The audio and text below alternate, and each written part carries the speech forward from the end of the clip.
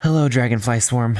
I'm currently dehydrated and shaking because it's official. Mrs. Booba Sword Electro Goddess Destroyer of Giant Snakes and Zapper of Kaya Squad's Baal, aka the Raiden Shogun, has officially been showcased. And to be very blunt, she looks absolutely broken. Guys, there's quite a bit to talk about today on the subject of our newest upcoming character, the Electro Archon herself. We learned a lot of pivotal information about her kit in the 2.1 livestream event that paints quite an impressive picture. So whether you're here for fun or to decide if it's worth pulling for Baal, I present to you information.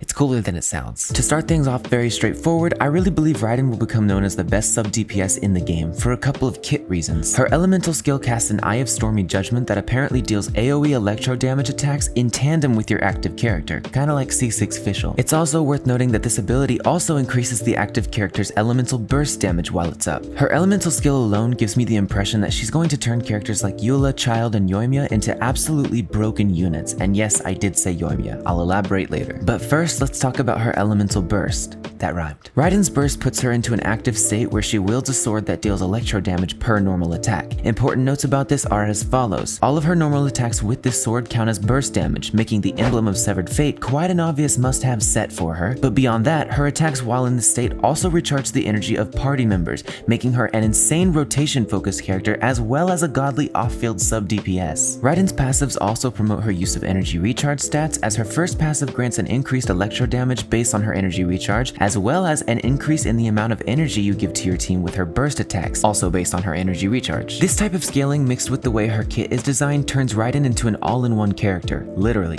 She'll have insane energy recharge, likely super high burst damage, and the ability to buff your teammates' burst while attacking in tandem with them from off-field. And that is exactly why I believe she'll make people really regret not pulling for Yoimiya, Eula, and Childe. To start with Eula, Raiden will likely turn this physical damage princess into an S tier must-have given their synergy.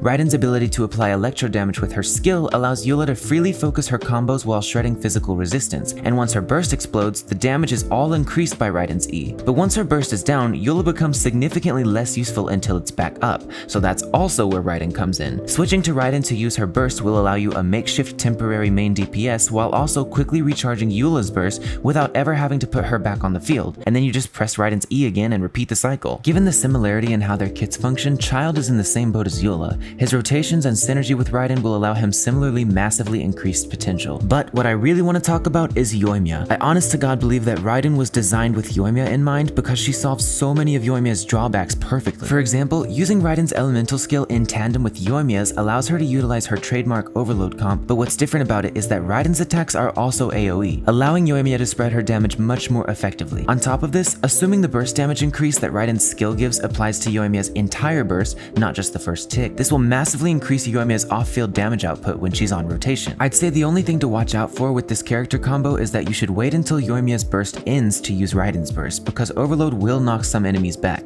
and you really need to get in as many normal attacks as possible during her burst for maximum team energy recharge. The point of all of the character synergies I mentioned though is that Raiden seems to work extremely well with niche characters, erasing their drawbacks and significantly emphasizing their strengths. So it'll be a really weird and interesting thing to see all the team builds with Raiden when she comes out, and I'm honestly expecting a massive meta shift in the game given just how much impact she has as a team member on and off the field. Anyways, that's my first big impression of Raiden Shogun, and there's a lot more to say about her, which I will. If you enjoyed this video and want to see more content like it, feel free to click subscribe and/or join my Discord server with the link below. Okay, bye!